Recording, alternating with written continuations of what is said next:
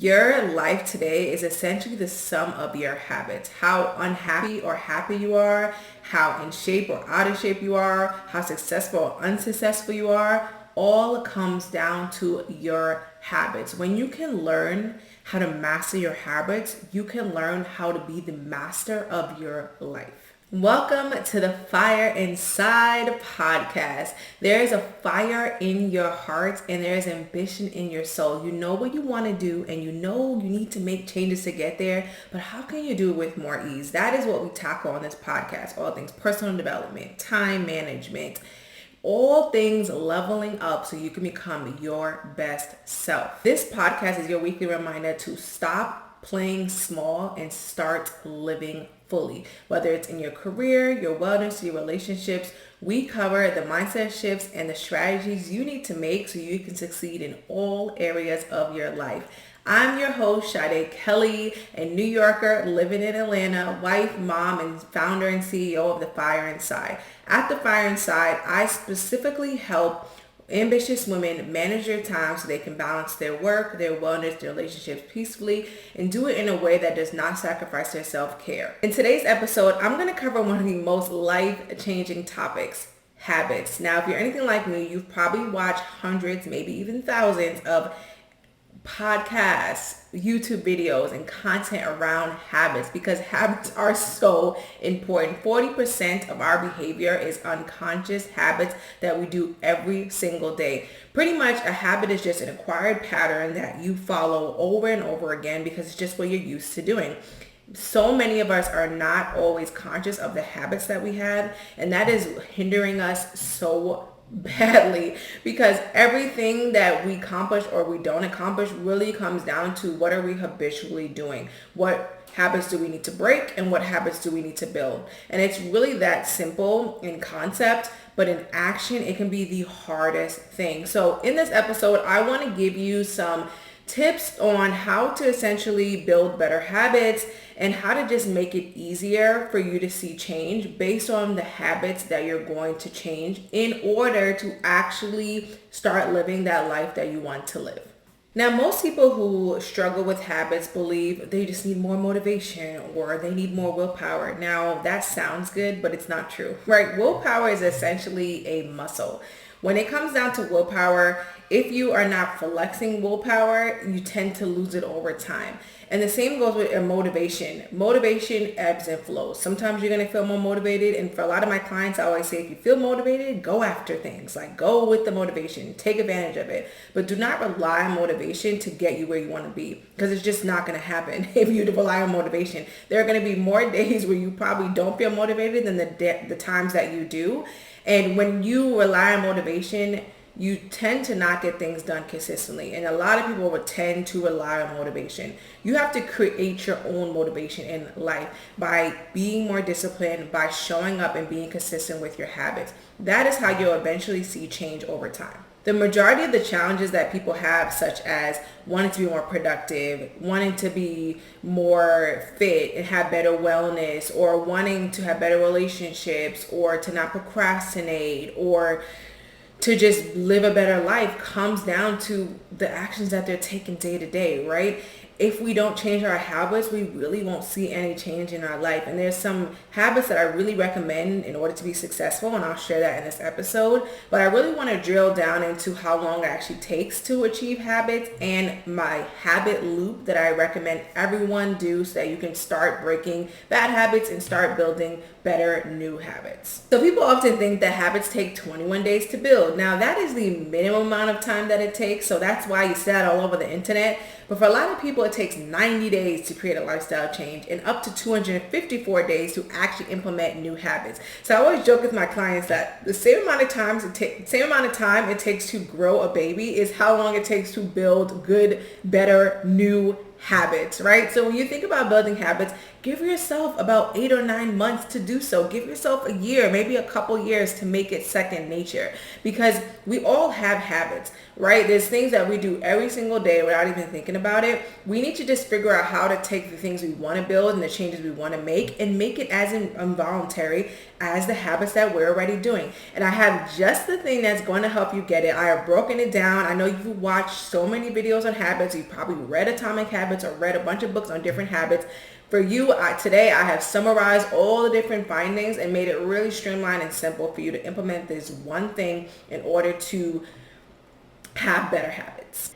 All right, so let's get into the best way to create any new habit, aka create any new change in your life that you want to make by changing the action you take day to day. And that is the habit loop. Now, you may have heard of this before, and I want to break down how easy and simple it is to create new habits through the habit loop by breaking down the different parts of the habit loop and how you already are doing this and how to actually apply it to a new habit. So I'm going to take the habit of brushing your teeth, because I'm pretty sure all of us do that. And if we don't, we should be doing that, right? But that is a simple, easy habit that we all do. It's completely unconscious. It's just something you do twice a day. You've been doing it forever. You've been told how important it is to do it. And you already are doing the aspects of the habit loop through this habit. So what the habit loop looks like is first the trigger, then the craving, the habit, and then the reward. So let's break this down in an example of brushing your teeth. So the first thing that gets you to brush your teeth is a trigger. That could be the time of the day, whether it's morning or evening. You may be triggered by waking up. You may be triggered by right before you go to sleep. Or maybe you're triggered by having that bad breath in the morning, or like that icky feeling in the morning. Whatever it is, it's some type of trigger. It could be location, time, feeling, emotion, etc. After you feel that trigger, you then have a craving. Now, a craving is essentially some level of motivation or desire that you have to make a change. It's something that makes you want to act, right? It's that motivating factor that makes you want to go from the current state where you're at to where you want to be. So in the instance of brushing your teeth, maybe your craving is that clean mouth feeling, that feeling refreshed and feeling ready for bed, or feeling refreshed and ready for your day. That's that craving. You want to feel that again. The next thing is the actual habit, right? So this is just the behavior that you do. So the habit here is just going ahead and brushing your teeth, taking the time to floss, use your mouthwash, scrub your teeth. And then the reward is the clean mouth, having good oral hygiene. The reward is pretty much the end goal. It's the check off that you got that done and you feel really good about it. So with any new habit, you need a trigger. And like I said, a trigger can be location, time of day, someone else, an emotional state, right? Something is going to make you remember to do the habit. The next thing is that craving. This is the motivation. This is the thing that reminds you of, okay, this is what I'm typically doing because it leads to some reward or something that I want down the line, or some feeling that I want. The habit is just the action you take, and that reward is why you're doing the habit. It's that end goal. It's that end feeling. It's the good part of the habit. Now, you can do this with any and every habit that you want to essentially start doing. You really need to think of how you're going to trigger the habit, why it means a lot to you, that craving, the habit, the action you're going to take, and then what is the reward that you're getting out of it. And the reward needs to be so sweet, because if the reward is not good, I promise you are not going to make the change. I'll give you a personal example. One thing I started doing was making time to spend on my side hustle. When I was working in advertising full time and I had 3 businesses, like it was a whole thing. I talked about it in depth in episode 1. But when I was doing all of that, what I realized was I wasn't really putting in the actual time to the parts of the business that was making me money. I was kind of just doing busy work here and there. I was kind of doing events. I was kind of doing coaching. I was kind of doing blogging. I was kind of selling a couple products, but I really wasn't honing in on anything. So I realized the habit I needed to build was having more prioritized tasks during my focused work time blocks for my side hustles. And I made sure I did that by first triggering myself with the time of day. So I had on my calendar after work, there was a time of day where I spent at least 30 minutes working on whatever that side hustle is. The craving was that I knew this was important to me because I knew how much money I needed to be generating in my side business so that I could go full time with it. I knew that going full time in my business meant so much to me because I wanted time freedom. I knew that when I became a mom, or even when I was married, this is before all that happened, but when those things happened, I knew I wanted to have time freedom. I knew I wanted to leave a legacy for my kids and my family. I just knew that being an entrepreneur aligned with who I was is something I've always wanted from when I was like 10 years old. Right? So that was my craving. It was really deep. It was a core desire. And then the habit was I needed to just show up at a desk. It could be in a coffee shop, it could be at home, but I need you to show up and do the prioritized tasks that I already planned out on the Sunday prior. I need you to just do that. 30 minutes, set a timer, and do it. And then the reward was that I started to find things that made me happy. So I would maybe it was going out with a friend or watching a certain show or hanging out with my boyfriend or eating a certain flavor of Ben and Jerry's. Honestly, the rewards kind of fluctuated, right? There were different things day to days because I needed those tiny rewards, those tiny milestones. But I also set up mini goals that I wanted to hit, whether it was make sure you post 5 times or make sure that you have 6 conversations with potential leads each week. Whatever it was, I could check those things off, and then I could check off that I was really getting those tasks done, and then they started to lead me to achieving some of those goals. So that's one way to take a tangible habit that you want to start doing, and that may be a habit that some of you have, and set it up through the habit loop. Another example that I'll give you is a simple one, right? And it is basically creating more friction with the habit you want to get away from, and then creating and making it easier to do the habit you want to start doing. And this was important for me personally when I was trying to lose weight, right? And actually maintain the weight loss, was I realized if I keep junk food and snacks in the house and they're very easy to grab, then I'm going to tend to grab those things. I'm making it super easy to get access to the habit I'm trying to break. Whereas if I put apples in front and peanut butter and healthier food, I either am not going to snack because I don't want that, which helps me get to my goal, or I'm going to snack on those things because they're easily and readily available, right? So we have to figure out how can we create friction towards the things we do not want and make things we want easier. And this is so powerful. And James Clear talks about this in Atomic Habits. There was this study done with doctors. And it's important that you know this study was done with doctors because it's doctors. They know that they need to be healthy. They know what it takes to be healthy, right? But they still didn't exactly make the decisions they need to make. So how this study went was they were in a cafeteria in a hospital, and they put different drinks in front in the cafeteria. So they tested out putting sodas in front and putting water in the back. So when the doctor would go get their food, they would see the soda right there, but the water was kind of farther out of the way, right? So a lot of times the doctors grabbed soda because it was readily available. It was there. They wanted to grab it, eat it, get back to what they need to get to. And then when they swapped it out for water, they saw that the doctors easily just grabbed the water, and they took that and they were like, this is the thing I'm going to drink instead of drinking soda. They didn't go to the back and try to get the soda when it was swapped out with the water. They took what was in front of them. And that says a lot about when you make things easy, it's what you tend to do. We like to do things that take less effort. Right? We are human beings. We want to save time. We want to be efficient. We just want to get things done. We make so many decisions. I think they say we make over 70,000 decisions in a day. Let's just make the decision of grabbing something that's easy right there. Let's make it easy. Let's make it simple. So I want you to remember that when you're trying to set any new habit. Make it easy. Decrease the friction, right, of the thing you wanted to start doing.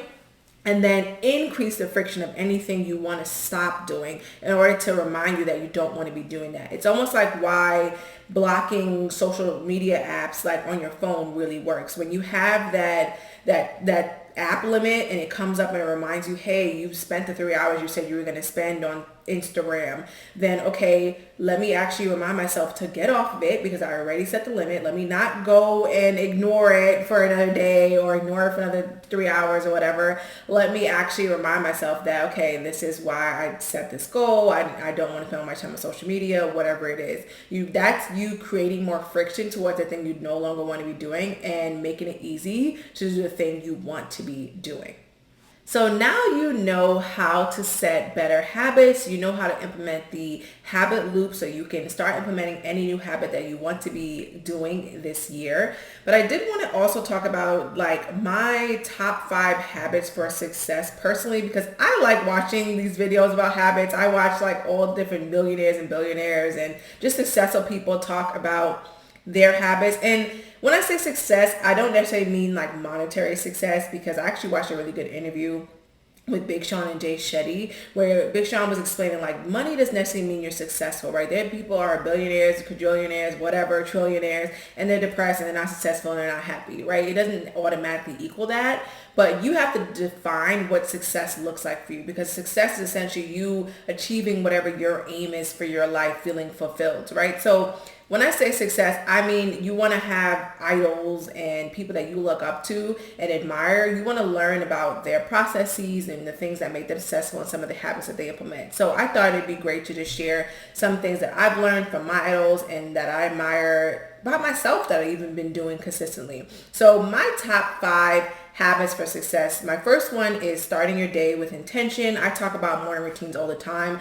I think there's just so much power to getting yourself in the right mindset as soon as you wake up, because I think it sets the tone for your day. I always tell my clients that if you wake up and snooze, you are literally setting up yourself for failure. You're literally setting a goal to wake up at a certain time and then telling yourself, nope, I'm not going to achieve that goal. I'm going to fail at that goal. It's going to be the first thing I don't do today. Like, it's that serious to me.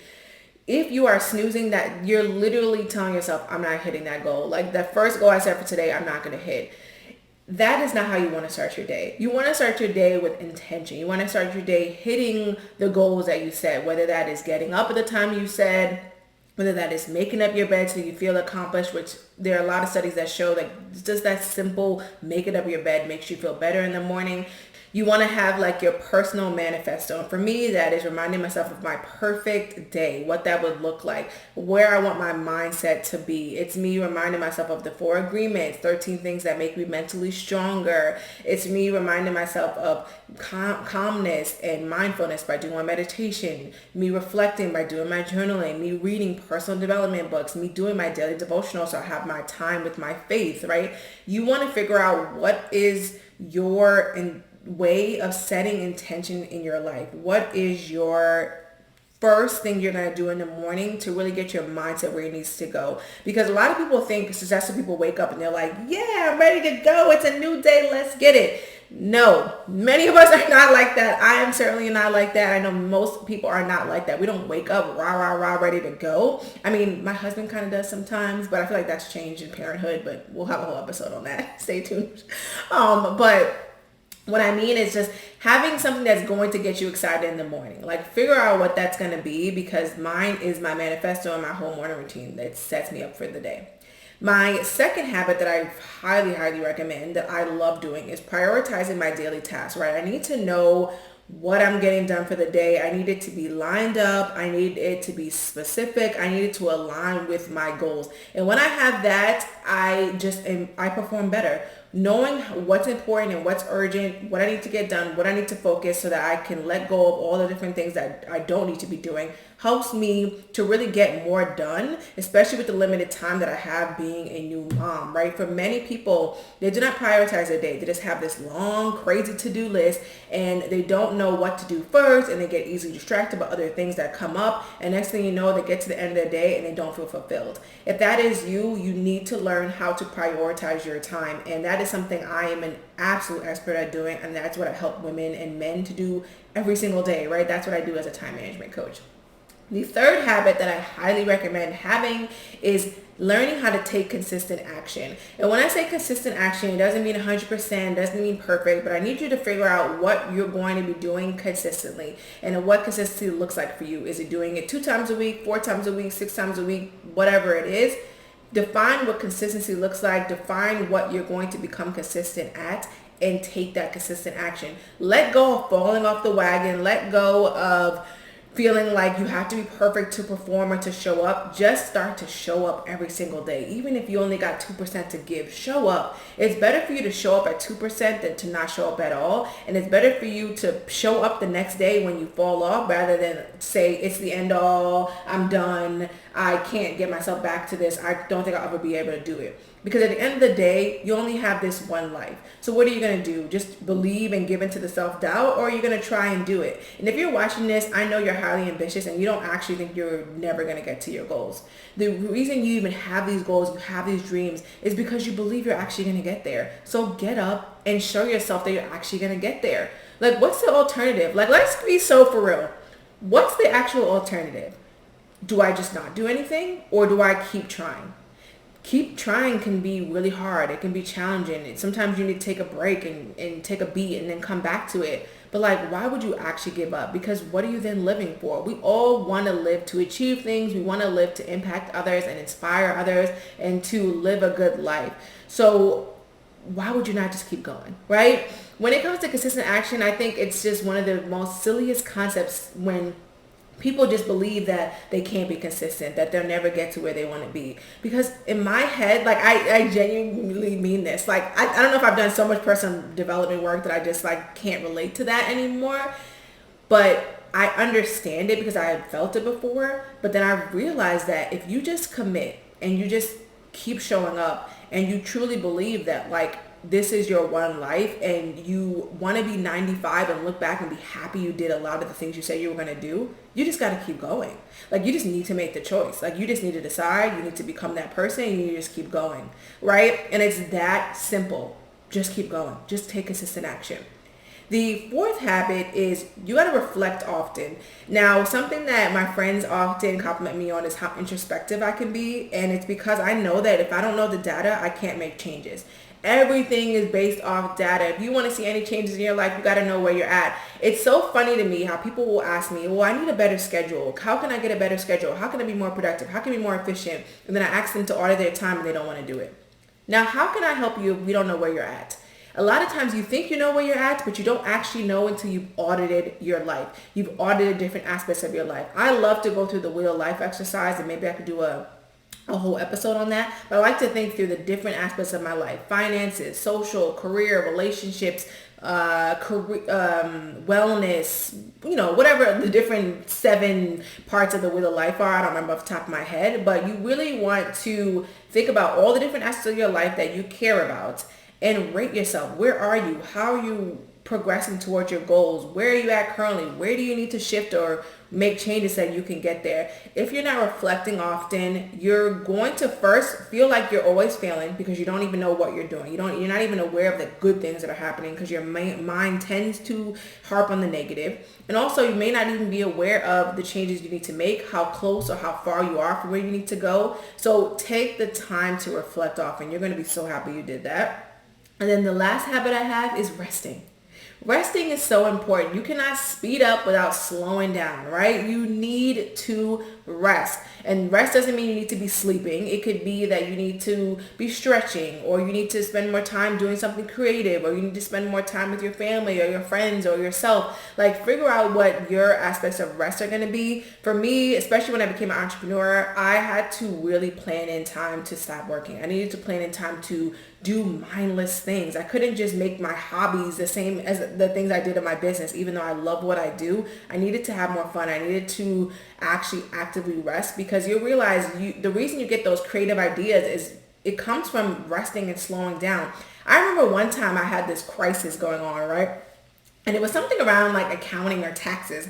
And my accountant couldn't figure it out. I couldn't figure it out at the moment because I was just so kind of like stressed and anxious about what was going on. He was anxious and stressed about what was going on. And I realized I needed to just rest in that moment. And it may sound counterproductive, but at that moment, I just laid down on the ground and I meditated. And I took the time to just relax and center myself. And I promise you guys, after a 10-minute meditation, I had the exact answer. I had the exact solution. It just came to me. I told to my accountant, it worked out, and we figured out the solution. There is a reason why you get creative ideas from meditating, going on walks, and in the shower. You're finally allowing your mind to rest so new things can come into your brain and give you exactly what you need. So those are my 5 habits for success: starting my day with intention, prioritizing my daily tasks, taking consistent action, reflecting often, and resting. Success is not about luck. It is all about creating those habits so you can have the life that you want. Start small, stay consistent, and trust the process. I promise you that you got this. Take the things I said in this episode and apply them. So of course, your action item is going to be to select that habit that you want to start doing this year, and I want you to figure out the habit loop of it, right? I want you to figure out what is the trigger that's going to remind you of this habit, what is the craving behind this habit, what's the actual habit you're going to implement, and then how you're going to reward yourself so you can solidify this habit and keep doing it again and again. And if you enjoyed this episode, please be sure to like, comment, and subscribe to the podcast, and make sure you're sharing this with someone, because you never know if this is exactly what someone else needs to hear. Thank you for showing up today for yourself, and I cannot wait to see you in the next one. Bye.